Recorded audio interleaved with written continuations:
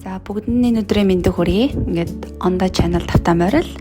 За ингээд хоёр дахь хэсэг болох би та бүхэнтэй Cannes хотод аялсан аяллаараа үргэлжлүүлж байна.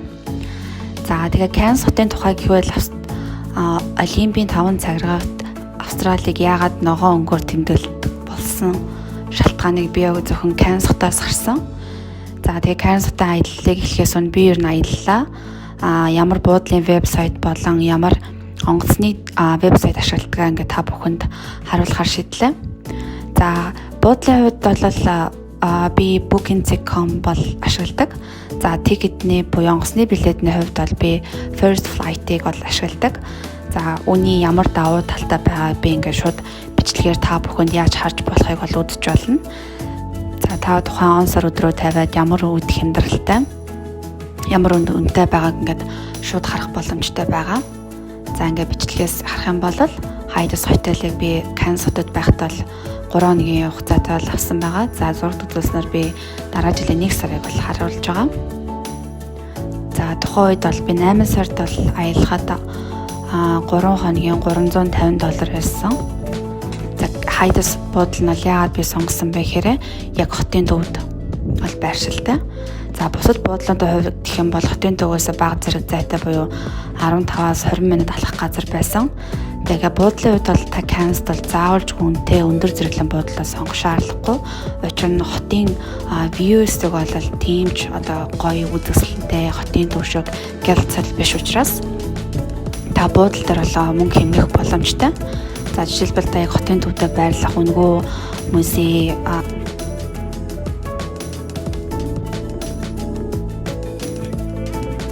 гарден гэх мэт өнгөө газруудаар явахаар бол та мэдээж хотын төвдөө байсан зүгээр. Учир нь нийтийн тээврийн хувьд бол тийм ч өргөн сонголттой биш байсан. За энэ бол First Flight буюу онгоцны тикетний захиалгыг би бол яаж хийж байгааг ингээд зурагт үзүүлж байна.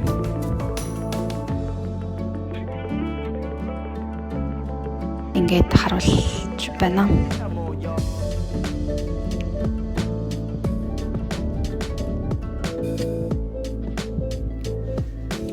За ингээд эхний өдөр бол би Cannes хотын Kuranda Village аяллыг бол эхэлсэн байгаа. За тухайн Kuranda Village аялал нь өглөө 9-оос орой 5 цаг хүртэл байсан. За Cannes хотын аялал бол бүгд автобустай аялал. Энэ учраас аялахад бол маш таатай. Та заавалжгүй машин түрээслээд ингээ явах шаардлагагүй. Тийм учраас энэ дээр бол та мөнгө санхүүгийн хувьд бол хэмнэлт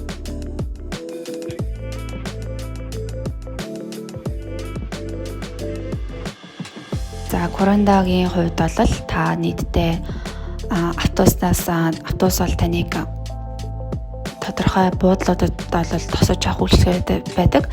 Тэгэхээр та буудлаа магадгүй сонгохоос өмнө та тухайн автобус маань ямар локейшн спотоос тостыг та харчих юм бол тухайн спот дээр харагдах буудлууд дээр сонгосон зүгээр. Жишээлбэл Хайдас буудлын хувьд болохоор бүх автобусууд бол эрт зогсож авах үйлчилгээтэй байдаг учраас энэ бол хямдхан гэсэн дэн буудлал танд маш хэлбэр байх бах.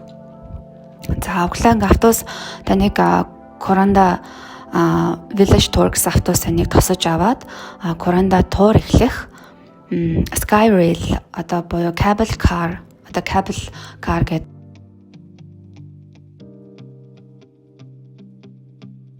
тулгана. За тухайн аялал бол нийтдээ 1 цагийн хугацаанд үргэлжилнэ. Голдоо 2 зогсож та буугаад нэг ойролцоогоор 20 минут алхах газар та ой модон дондор мөр хүрхрээ үзээд ингээд тойрж аялаа буцаад дараагийнхаа cable car-т ингээд суугаад шаашаа аялаад та Kuranda Village руугаа ингээд орох байгаа. За Kuranda Village-ийн хувьд бол надад тэмнэх үзэж харах сонирхолтой зүйл байгаагүй. Яг та cable car-аас буугаад Kuranda Village нийтдээ 11 гэж очоод орой өдөөс хойш 2 цагийн хооронд та Kuranda Village цаг өнгөрөөн.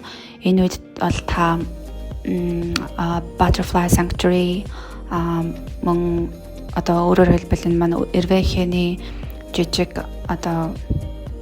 парк байгаа, мөн шууны парк, мөн Crocodile буюу матрын тийм үзүүлбэртэй бас хөөрхөн тийм нэг жижиг дотроо жижиг туур бол зөндөө байгаа. За миний хувьд гэх юм бол би Сиднейд энэ зүйлийг үзчихсэн учраас надад тийм сонирхолтой санагдаг учраас би пледийг худалдаж аваагүй. Зөвхөн Kuranda Village-ээр бол ингээд зорчилсан байгаа. За Kuranda Village-ийн хувьд бол ер нь бол нийтдээ дандаа нэг сүнээр худалдааны тал нэлээд хөгжсөн. Тэгээд мөн хоолны хувьд ч гэсэндээ тийм их одоо сонголт бол байхгүй. Дандаа ихэвчлэн fish and chips, burger, pizza гэх мэтчлэн австралчууд өргөн хэрэглэдэг бол хоолууд бол дийлэнхтэй бол харагдчихсан. За Kuranda Village-ээр ингээд та бүхэн 3-аас 4 цаг аялчаад та хамгийн гол хэсэг болох Kuranda Railway-д суух хэвээр. Railway бол яг 3:30-тай эхлээд хөдөлдөг байгаа. Тийм учраас та эхлээд Kuranda Village дээр очичоод ханаас одоо тухайн Kuranda Village-ийн манай Railway явах уу, village хайл талаас явах уу гэдэг бүх газрын зурагтайгаа ихтлээсэн сайхан танилцаад тэгээд цагаа хуваарлаад та village-ээр ингээд тухтаа аялж болно. За тэгэхээр railway буюу Kuranda маань гол одоо галт тэрэг маань 3:30 хөдөлдөг учраас та галт тэрэгний буудлаа 3 гэхэд бэлэн болсон байх шаардлагатай. За үүний хувьд бол та Kuranda railway-г сонгохдоо мэдээ суудлыг сонгох болно.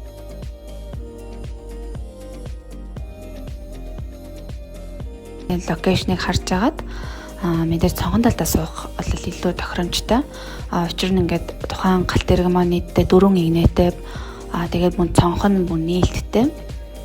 Тийм учраас мөн та зураг авах болон ингээд байгалийн үзэсгэлэн ингээд харах танд ингээд бүрэн боломжтой байгаа учраас та мөн суудлаа эртгэн шиг захиалаад суудлаа ингээд цонхнойж үзвэл захиалахгүй бол магадгүй ингээд цаг хугацаа ингээд төгсөн тохиолдолд ингээ 2 хүн голд суух ч юм уу тийм нэг жоохон бүхэлдэн 2 цаг явдаг ийм аялал байгаа учраас та мөн суудлаа мөн аль хэдийн зөв ингээд сонгоод авах ёстой юм шиг санагдсан.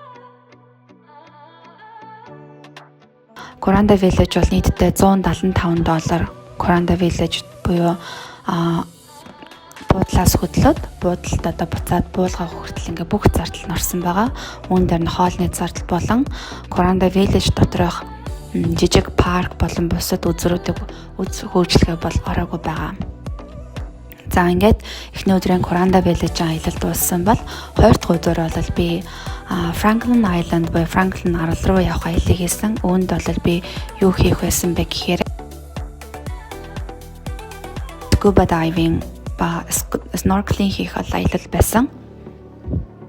За snorkeling хийх хувьд бол ер нь маш амархан яг далайн гүн рүү орж олно. Эсвэл та далайн эрэг дээр ингээд туршилт хийгээд үнэхээр боломжтой далайн гүн рүү орж олно. Scuba diving хувьд бол яг тухайн өдөр явсан миний аяллаа хувьд болохоор анх удаа орж байгаа хүмүүст бол тухайн өдөр үргэлжлэх боломжгүй байсан.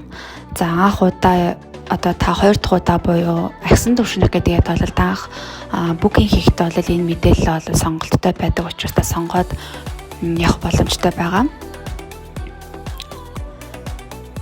За тэгээ би scuba diving болон snorkeling талаар бол юугаар ялгаатай вэ гэхээр scuba diving бол та хүчил төрөгч зүгээ далайн гүн рүү гайдтайгаа зүг мөн хамт яваа аялагчтайгаа зүг ингээд дайвинг хийгээд ингээд явдаг бол snorkeling хувьд таг хажуудаа багштай ингээд заалгаад эрэг дээр ингээд магадгүй 30 минут заалгаад ингээд усан гоцороо цаашаа далайн гүн рүү ингээд яг эрэг дээр нь буюу ил хэсэг дээр ингээд амьсгалах гуурсаа гаргаад ингээд ордог бол аялал байгаа.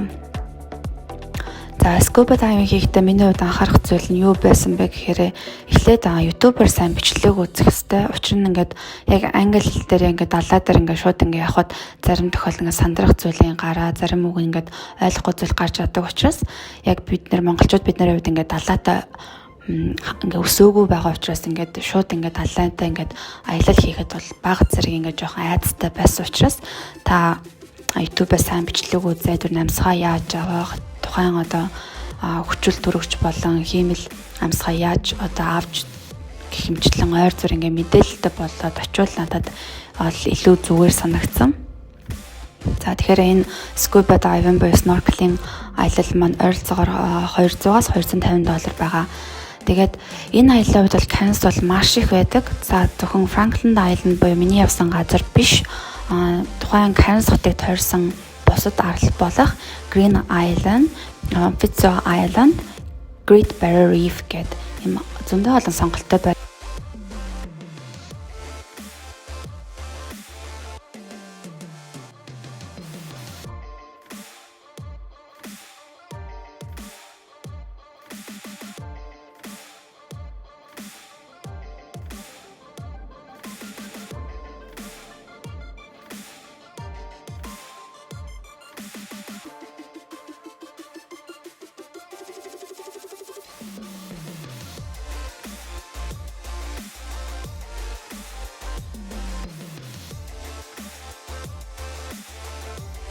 Ямар нэгэн одоо яаралтай одоо асуудал гарсан үед та заавал ч хөвгтчтэй хэлээд онгоцыг далайн одоо цаана байгаа онгоцыг далайн руу дуудаж та 0 ордог гэх юмчлан яг ирэл арал дээр явагдах юм дотоод дүрм журам бол маш өндөр байд юм билээ.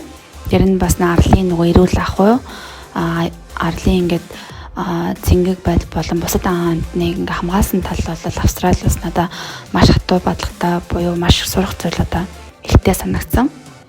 Та манай аяллаа хөтөч маань өөрөө ингээд арлын ингээд судалгааны ажилтан учраас ингээд хөтөч их буюу арлаа ингээд тойрж ингээ аялах хавцтай ингээ усны амтан болон бусад зүйлийн ингээд маш их мэдээлэл өгдөгөрөө энэ аялал бол надаа үнэхээр их таалагдсан. За тэгээд энэ арлын одоо аяллаа дараагаар ингээд ер нь 3 дахь хоног маань хотын аялал бол гарч ирсэн. Тэгээд инхээр Cairns хоттой нэлээд илүү танилцаж авсан. Cairns хотоодоо Сидней хотоос би яг юугаар ялгаатай юм гэж хэлмээр нь гэхээр за 5 дахь өдөр буюу амралтын өдөр очисон болооч тэр маш их хөдөлгөөнд орой хөл хөдөлгөөн үнэхээр байсан. За ер нь энэ тэндгүй яах юм бол дандаа нэг гадаа бар рестораны дуу за транс хөгжим энэ тэндгөө бүтэлж байгаа ингээ хүмүүс бол маш их харагдчихсан. Тэгээд орчны одоо уур амьсгалын хувьд гэхэд 8 сар буюу Сиднейг ингээд хүдний цагаар очисон болж уур амьсгалын хувьд ингээд 25 градустай байсан айгуу тийм чиглэг тийм уур амьсгалтай байсан. Энэ утгаараа 100 буюу 12 сар 1 сар очих юм бол маш их бөхчөн байхаар тийм нэг уур амьсгалтай газар юм шиг надад ингээ санагдсан. Дээрээс нь Азиуд бол маш багтай. Өөрөөр хэлбэл та хоол хүнсний хувьд бол зөвхөн Австралийн өөрсдөө иддэг бургер, пицца, стейкийг бол идэхээс гадна Аз хоол надад ер нь нэг анзаардаг. Жишээлбэл Cairns хот гээд өөрөө одоо нэг том солонгос хоолтой, за буланд нэг жижиг хятад баншны газар гэдэг ч юм зүйлүүд бол харагдчихсан. Харин дийлэнх бол хоолны газар дандаа далайн эргээд агсан бол хоолны газар бол нэлээд ихтэй байсан. За тэгээд мөн Cairns бол хамгийн үзэх боломжтой нэг зүйл юу байсан бэхээр Bungee Jumping. Энэ бол 50 м өндрөөс өсөрдөг 4 цагийн $200 ийм гоё аялал байсан. Үнэхээр та ингээд экстрим аялал дуртай бол 50 м өндрөөс ингээд савлууртай чөлөө туналдгийг энэ аялал бол надад бас илүү сонирхолтой байсан. Энэ аяллаа бол миний одоо яг өдөртөө цаараагүй учраас энэ аяллыг бол ингээ алгасан байгаа.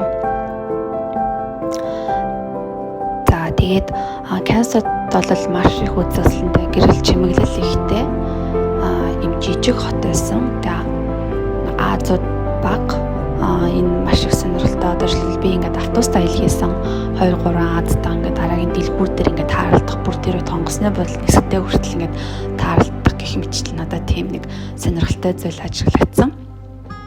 За ингээд дараагийн бичлэгээрээ би та бүхэнд сонирхолтой байлгах үүднээс аяллахын бичлэгийг нэг хойшлуулад соёлын шок гэсэн сэдвтэй бичлэг оруулахаар шийдсэн. Уг бичлэгтэр би юу гарах вэ гэхээр нийтдээ миний 4 жил амьдарсан Австрали Сидней хотод амьдарсан хөгжилтэй баян түүх ичмэр одоо тийм зүйлүүд бол надад нэлээд тохиолдсон. Энэ бичлэгээр та магадгүй австралчууд гэж хийн, австралчуудын ажлын байрны харилцаа, амбун нийгмийн болон хувийн харилцааны талаар танд ингээ мэдээлэл өгөх үүднээс энэ бичлэгийг ингээ бидлэхээр шийдлээ. За ингээ ондоо чаналтай хамтаасан баярлалаа. Дараагийн бичлэгээр эргээ уулзъя. Түр баяртай.